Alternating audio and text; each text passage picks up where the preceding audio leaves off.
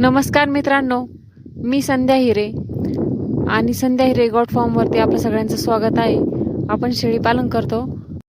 शेळ्यांना जो आपण खुराक देतो, खुराकामध्ये आपली मका मेन असते. मक्कामध्ये जी ही मका आपण एकदम अशी सगट न देता त्याचा आपल्याला बारीक भरडा करून मका शेळ्यांना द्यायची आहे. भरडा केल्याने शेळ्यांचे दात व्यवस्थित राहतात, लवकर पडत नाही, खराब होत नाही. त्याच्यामुळं आपण ही मका घेतलेली आहे आता आणि आपण गिरणीमध्ये बारीक याचा भरडा करून घेणार आहे. आपण जर शेळ्यांना मका सगट असे दाणे दिले तर शेळ्यांचे दात लवकर पडतात किंवा खराब होतात. त्याच्यामुळं ही आपल्याला भरडा करूनच द्यायचा आहे.